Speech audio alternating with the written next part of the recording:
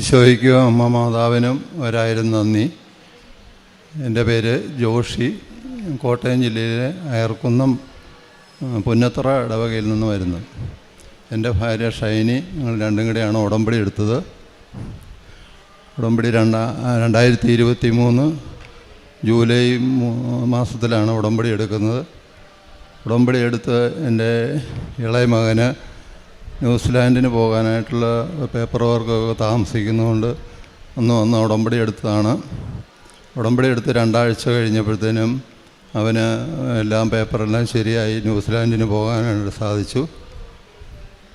പിന്നെ എനിക്ക് എൻ്റെ വീട്ടിൽ ഒരു ദിവസം ഞാൻ ഹാളിൽ പെട്ടെന്ന് തലകറങ്ങി വീഴുകയും ബോധം കെട്ട് കുറേ നേരം അനക്കമില്ലാതെ കിടക്കുകയും ചെയ്തു. അന്നേരത്തിനും അവിടെ ഭാര്യയൊക്കെ അടുക്കളയിലായിരുന്നു. അവരറിഞ്ഞില്ല. ഞാൻ ഒരു അരമണിക്കൂറോളം അവിടെ ബോധമില്ലാതെ കിടന്നു. കുറച്ച് കഴിഞ്ഞപ്പോഴത്തേനും ഭാര്യ എന്തോ ഹാളിലേക്ക് വന്നു കഴിഞ്ഞപ്പോഴത്തേനും ഞാനിങ്ങനെ കിടക്കുന്നതാണ് കാണുന്നത്. ഉടനെ അവിടെ നിലവിളിച്ചുകൊണ്ട് ഉറങ്ങിക്കിടന്ന ചെറുക്കനെയൊക്കെ വിളിച്ചെഴുന്നേൽപ്പിച്ചു. കഴിഞ്ഞപ്പോഴത്തേനും എൻ്റെ തറവാട് തൊട്ടടുത്തായിരുന്നു. അങ്ങോട്ട് ഓടി അവരെ എല്ലാം വിളിച്ചുകൊണ്ട് വരാൻ ചെറുക്കനെ പറഞ്ഞു വിട്ടിട്ട് എൻ്റെ തലയെടുത്ത് മടിയിലോട്ട് എടുത്ത് കിടത്തി. അന്നേരത്തേനാണ് എൻ്റെ വൈഫിന് പെട്ടെന്ന് ഇങ്ങനെ ഒരു വെളിപാട് പോലെ ഉപ്പും ഉടമ്പടി തൈലവും അവിടെ ഇരിക്കുന്ന കാര്യം ഓർമ്മ വന്നത്. അതെൻ്റെ വായിലേക്ക് ഇട്ട് തരികയും കുറച്ച് കഴിഞ്ഞപ്പോഴത്തേന് എനിക്കൊരു ചെറിയ രീതിയിൽ ബോധം വന്നു. എന്നാലും പൂർണ്ണമായിട്ട് ഏറ്റു നിൽക്കാനോ സംസാരിക്കാനോ ഒന്നും കഴിയുന്നില്ല. സംസാരിക്കുന്നൊന്നും തിരിയുന്നില്ലായിരുന്നു. കിറിയെല്ലാം ഒരു വശത്തോട്ട് കോടിപ്പോയി. അങ്ങനെ കുറച്ച് നേരം കിടന്ന് പറഞ്ഞ അന്നേരത്തിന് അവിടെ നല്ല ആൾക്കാർ ഓടി വന്ന് എല്ലാവരും കൂടി എന്നെ അടുത്ത ഹോസ്പിറ്റലിലേക്ക് കൊണ്ടുപോയി. പ്രഷറും ഷുഗറും എല്ലാം ചെക്ക് ചെയ്തു. അതൊന്നും കുഴപ്പമില്ല, നോർമലായിരുന്നു.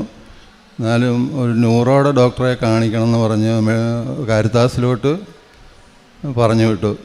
കാരിത്താസിൽ ചെന്ന് ഞങ്ങൾക്ക് ഒരു MRI എടുക്കണമെന്ന് പറഞ്ഞു.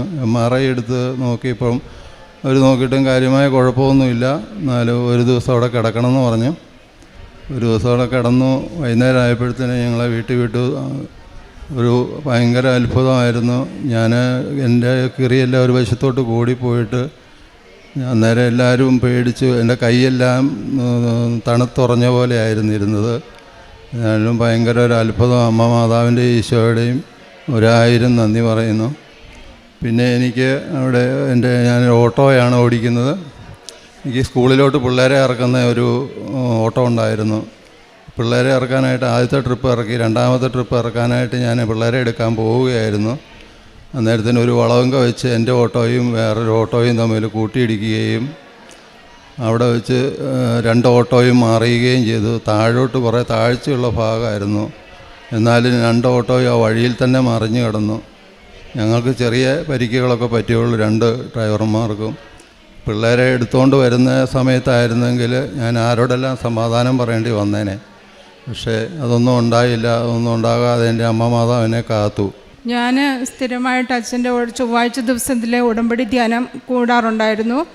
അപ്പം ഞങ്ങളൊരു ജൂൺ 15-ാം തീയതി ഉടമ്പടി ഇവിടെ വന്ന് പുതുക്കിപ്പോയത്. അപ്പോൾ ആ ഒരു ചൊവ്വാഴ്ച ഞാൻ ധ്യാനം കൂടുമ്പം അച്ഛൻ പറഞ്ഞു, ദർശനത്തിൽ കാണുന്നുണ്ട് മെയ്, ജൂൺ, ജൂലൈ ഈ മാസങ്ങളിൽ വന്ന് ഉടമ്പടി എടുത്തവർക്കും പുതിയതായി പുതുക്കിപ്പോയവർക്കും സഞ്ചാരത്തിലായിരിക്കുന്നവർക്ക് അപകടം കാണുന്നുണ്ടെന്ന് അച്ഛൻ ദർശനത്തിൽ കാണുന്നുണ്ടെന്ന് പറഞ്ഞു. അപ്പം വീട്ടിൽ ഇങ്ങനെ സഞ്ചാരത്തിലായിരിക്കുന്ന ആരെങ്കിലും, യാത്രയിലായിരിക്കുന്ന ആരെങ്കിലും ഉണ്ടെങ്കിൽ ആ വീട്ടിലുള്ള ആരെങ്കിലും അവർക്ക് വേണ്ടി പ്രാർത്ഥിക്കണമെന്ന് അച്ഛൻ പറഞ്ഞു. ഇത് കേട്ടപ്പോൾ ഞാൻ മുട്ടേ കുത്തി ഒത്തിരി പ്രാർത്ഥിച്ചു. കാരണം എൻ്റെ മോന് അന്നേരം ന്യൂസിലാൻഡിൽ നേഴ്സിംഗ് പഠിക്കാൻ പോയിട്ട് ഒരു വർഷം കഴിഞ്ഞേ ഉള്ളൂ.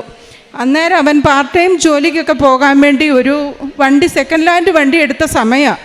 അപ്പം ഞാൻ എൻ്റെ മനസ്സിലേക്ക് പെട്ടെന്ന് ആ കാര്യം ഓർമ്മ വന്നത്. ഞാൻ പറഞ്ഞു, എൻ്റെ മാതാവേ, എൻ്റെ കുഞ്ഞിനൊന്നും സംഭവിക്കല്ലേ, അവൻ ഈയിടയ്ക്ക് വണ്ടി എടുത്തിട്ടുള്ളൂ, അവിടെ അവന് എന്തെങ്കിലും പറ്റിയാൽ അവിടെ ആരുമില്ല അവനെ നോക്കാൻ. പിന്നെ എൻ്റെ ഹസ്ബൻഡ് 10-11 വർഷമായിട്ട് ഇങ്ങനെ ഓട്ടോ ഓടിക്കുന്ന, ഇതുവരെ ഒരു പോറൽ പോലും ഇതുവരെ ഉണ്ടായിട്ടില്ല. അപ്പം ഞാൻ പിന്നെ അവസാനം മോൻ്റെ കാര്യമൊക്കെ പറഞ്ഞു കഴിഞ്ഞിട്ട് ഞാൻ മാതാവിനോട് പറഞ്ഞു, എന്തെങ്കിലും തരുവാണെങ്കിൽ ഞങ്ങൾക്ക് മാത്രം തന്നാൽ മതി, മോനെ നീ കാത്തുകൊള്ളണേന്ന്. എന്തായാലും ഞാനൊരു ചൊവ്വാഴ്ച ഈ ധ്യാനം കൂടുന്നു. എന്നിട്ട് ഇത് സംഭവിക്കുന്നത് വ്യാഴാഴ്ച.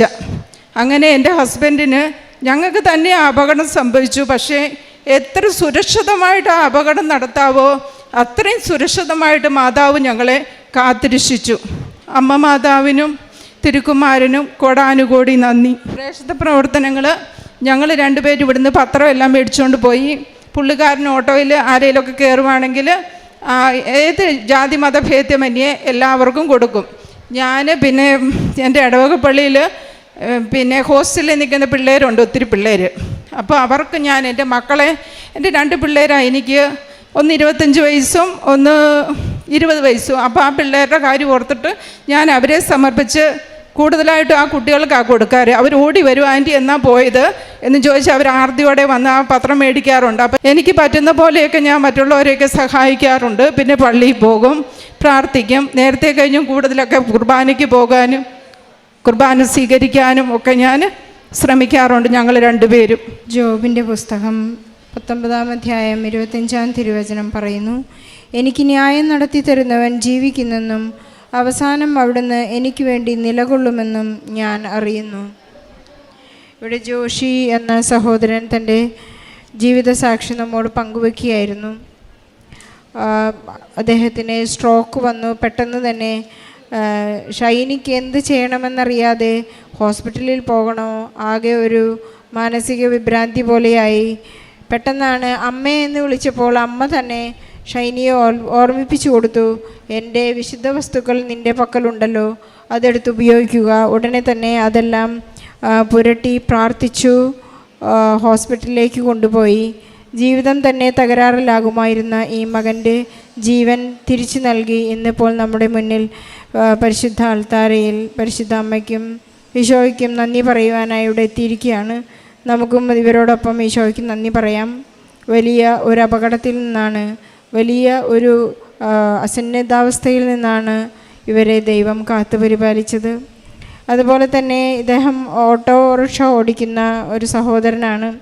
വളരെ കാലമായി ഒരിക്കലും ഒരു അപകടമുണ്ടായിട്ടില്ല. പരിശുദ്ധ അമ്മ വളരെ മുൻപ് തന്നെ നമുക്ക് മുന്നറിയിപ്പ് നൽകുന്നുണ്ട്. ജോസഫ് അച്ഛൻ്റെ ധ്യാന പ്രസംഗങ്ങൾ കേട്ടതിൻ്റെ വെളിച്ചത്തിൽ ഇവർക്ക് ഒരു മുന്നറിയിപ്പ് നൽകി. അതായത് ഈ മാസങ്ങളിൽ, ഈ തീയതികളിൽ ഉടമ്പടി എടുത്തിട്ടുള്ളവർ ശ്രദ്ധിക്കുക, അപകടം ഉണ്ടാകാൻ ചിലപ്പോൾ സാധ്യതയുണ്ട്. അപ്പോഴേക്കും വിദൂരത്തിലായിരിക്കുന്ന മകനെക്കുറിച്ചായിരുന്നു അമ്മയുടെ ചിന്ത. മകന് വേണ്ടി പ്രാർത്ഥിച്ചെങ്കിലും തൻ്റെ ഭർത്താവിന് വരാനിരിക്കുന്ന ഒരു അപകടമാണെന്ന് അവർക്ക് തിരിച്ചറിഞ്ഞില്ല. എങ്കിലും അവർ പരിശുദ്ധ അമ്മയോട് ശക്തമായി പ്രാർത്ഥിച്ചു. തങ്ങളുടെ ചുറ്റുപാടും ദൂതരുടെ സംരക്ഷണം വേണമെന്ന് അവർ ആഗ്രഹിച്ചു പ്രാർത്ഥിച്ചു. അതിൻ്റെ ഫലമായി പെട്ടെന്നുണ്ടായ ഒരു 2 ഓട്ടോറിക്ഷ വന്ന് കൂട്ടിയിടിച്ച് ഇവർ പറയുകയായിരുന്നു, 2 ഓട്ടോ 2 സൈഡിലേക്ക് മറിഞ്ഞു. ഇദ്ദേഹത്തിൻ്റെ ഓട്ടോ മറിഞ്ഞു വീണത് അഗാധമായൊരു കൊക്കയിലേക്ക് വീഴുമായിരുന്നു. പക്ഷേ ഒന്നും തന്നെ സംഭവിച്ചില്ല. വളരെ മിറാക്കുലസ്ലി, വളരെ അത്ഭുതകരമായ രീതിയിൽ അദ്ദേഹം രക്ഷപ്പെട്ടു. പരിശുദ്ധ അമ്മ താങ്ങി നിർത്തിയതാണെന്ന് അവർ ശക്തമായി വിശ്വസിക്കുന്നു. അവരത് ഏറ്റുപറയുകയും ചെയ്യുന്നു. പിന്നെ മകൻ വിദേശത്ത് പോയത് ഇവിടെ പറയാൻ നമ്മൾ പ്രോത്സാഹിപ്പിക്കുന്നില്ല. കാരണം സാക്ഷികളില്ലാത്ത സാക്ഷ്യങ്ങൾ നമ്മൾ പറയരുതെന്നാണ് ഇവർക്ക് കൊടുത്തിട്ടുള്ള നമ്മുടെ നിബന്ധനകൾ ഉള്ളത്. അതുകൊണ്ട് ഇവരുടെ കുടുംബത്തെ ദൈവം വളരെയധികം അനുഗ്രഹിച്ചിരിക്കുന്നു. എല്ലാ നന്മകൾക്കും കൃപകൾക്കും നമുക്ക് നന്ദി പറയാം. അതുപോലെ തന്നെ ഇവർക്ക് മാക്സിമം എല്ലാ ഏരിയകളിലേക്കും കൃപാസന പത്രം എത്തിക്കുന്നതിനും തങ്ങളാലാവുന്ന വിധം മറ്റുള്ളവർക്ക് ഭക്ഷണവും മറ്റും എത്തിക്കുന്നതിനും അവർ ശ്രമിക്കുന്നു. അവരുടെ ആത്മീയ വളർച്ചയെക്കുറിച്ച് അവർക്ക് ഇന്ന് വിശുദ്ധ കുർബാന, വിശുദ്ധ ബലി ഒരാഘോഷമാണ്. വിശുദ്ധ വായന അവർക്ക് ഒരു ആനന്ദമാണ്. ഇവരുടെ കുടുംബം വളരെ സന്തോഷത്തിലാണ്, എപ്പോഴും പ്രാർത്ഥനയിലാണ്. പരിശുദ്ധ അമ്മയുടെ മാധ്യസ്ഥവും പരിചരണവും പരിരക്ഷയും അവർക്കുണ്ട്. അതുകൊണ്ട് തന്നെ പരിശുദ്ധ അമ്മ സഹരക്ഷകയാണെന്നുള്ളതിൻ്റെ വലിയൊരു തെളിവാണ്. രക്ഷകൻ സഹരക്ഷകയായ അമ്മയോടുകൂടെ എപ്പോഴും കുരിശിനടിയിൽ നിന്ന് നമുക്ക് വേണ്ടി മാധ്യസ്ഥം വഹിക്കുന്നു. നമ്മെ ഓരോരുത്തരെയും കാത്തുപരിപാലിക്കുന്നു. നമുക്ക് വേണ്ടി നമുക്ക് ആവശ്യമുള്ളത് ചോദിച്ചു വാങ്ങി ഈശോയിൽ നമുക്ക് ലഭിക്കുന്നു. നമുക്ക് ഇവരുടെ വലിയ സാക്ഷ്യത്തിന് പരിശുദ്ധ അമ്മയ്ക്ക് ഈശോയ്ക്ക് നന്ദി പറഞ്ഞുകൊണ്ട് ഒരു വലിയ കയ്യടി നൽകി ഈ സാക്ഷ്യം സമർപ്പിക്കാം. അത്യപൂർവ ദൈവാനുഭവങ്ങൾ ഇനി നിങ്ങൾക്കും സ്വന്തം. ഈ യൂട്യൂബ് ചാനൽ ഇതുവരെ സബ്സ്ക്രൈബ് ചെയ്തിട്ടില്ലെങ്കിൽ ഇപ്പോൾ തന്നെ സബ്സ്ക്രൈബ് ചെയ്യുക. ഈ വീഡിയോ ഇപ്പോൾ തന്നെ നിങ്ങളുടെ സുഹൃത്തുക്കൾക്ക് ഷെയർ ചെയ്തുകൊണ്ട് കർത്താവിൻ്റെ പ്രേക്ഷിതരാകുക.